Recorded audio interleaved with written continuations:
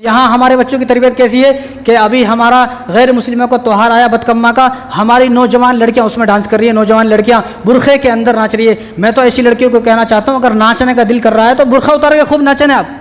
और मैं तो वालिदैन से कहना चाहता हूँ, ये कैसी तरबियत की है आपने कि आपका नौजवान लड़का और लड़की जवान होती इसका नाचने को दिल करता है, जवान होती इसको गर्लफ्रेंड बॉयफ्रेंड का दिल करता है। ये कैसी तरबियत है? जवान होते ही तो आदमी को बहुत काम करने हैं अभी ज़िंदगी में, लेकिन ये जवान होते ही नाचने को दिल करता है। अगर इन औरतों को नाचना ही है तो बुरखा उतार कर खूब अपनी इज्जत नीलाम कराए, हमारे को क्या करना है। लेकिन बुरखा पहनकर पूरी इस्लाम को बदनाम करा रही है। ये कैसे कैसे इनके माँ बाप हैं जो अपने बच्चों को खबर नहीं रखते मेरी बच्ची कहाँ जा रही है। अब खुश है, सुबह सुबह मेरी बच्ची कॉलेज को चली गई, अब वो अल्लाह रहम करे कॉलेज को जाती है, कहाँ जाती है। इसलिए मैं तो बारहा कहता हूँ कि जिनके नौजवान बच्चे और बच्चियाँ कॉलेज को जाते हैं, कभी महीने में 2 महीने में एक बार जाकर पूछें कॉलेज में कि मेरी जो बच्ची आती है उसका जो रजिस्टर है उस रजिस्टर को दिखाएं वो कितने दिन आई है नहीं आई है।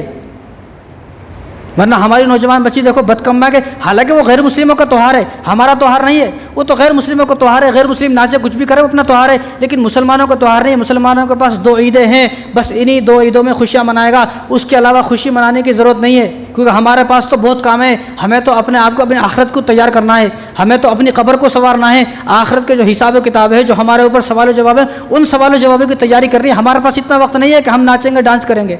एक तरफ फ़िलिस्तीन की औरतों को बेवा कर दिया गया, उनके बच्चों को मार दिया गया, उन पर जुल्म हो रहा है, रोज़ाना कितने लोग मर रहे हैं। सिर्फ 7 तारीख से ये मामला शुरू हुआ, आज 27 तारीख है, तो आज 21 दिन हो गए। इन 21 दिन के अंदर 10,000 लोग शहीद हो गए। कितने?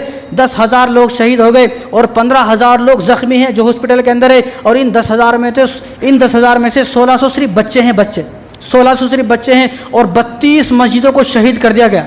फ़िलिस्तीन के अंदर 32 मस्जिदों को शहीद कर दिया गया और 10 अस्पतालों को बंद कर दिया गया कि इन अस्पतालों में अब तुम्हारा इलाज नहीं होगा, बल्कि और कई अस्पतालों पर तो बम गिर दिया गया। एक मस्जिद में वज़ू खाने पे वज़ू कर रहे हैं, सब मुसलमान वज़ू कर रहे हैं, ऊपर से इजराइल का बम डाल रहा है और बम डालता हुआ वीडियो भी बना रहा है, आपने देखा होगा। ऊपर से मस्जिद के ऊपर बम डालता है, पूरी मस्जिद को तहस नहस कर दिया। पूछा गया तो उसने कहा कि इस मस्जिद के अंदर तो वो जो आतंकवाद थे और अपने लड़ाई की तैयारी कर रहे थे, ये कर रहे थे, वो कर रहे थे, बहाने लगा रहे हैं। तो एक तरफ तो इतना जुल्म हो रहा है, इतना हालात ख़राब हो चुके हैं, और दूसरी तरफ ये देखें कि हमारी नौजवान लड़कियां डांस कर रही है। तो सबसे पहले क्या करें, अगर सच में हमदर्दी है, सच में फ़िलिस्तीन के साथ हैं, तो इसराइल की तमाम चीज़ों का बाइकाट करें, तमाम चीज़ों का बाइकाट करें। हमारे पास सिर्फ 2 चीज़ें हैं जो हम कर सकते हैं, दुआ कर सकते हैं, एक उनकी चीज़ों का बाइकाट कर सकते हैं। अगर हम इस फ़िलिस्तीन की आज़ादी में शामिल नहीं हो सकते, अगर हम फ़िलिस्तीन को आज़ाद नहीं करा सकते, तो इसराइल को बर्बाद कराने में तो अपना नाम लिख सकते हैं, लिख सकते नहीं।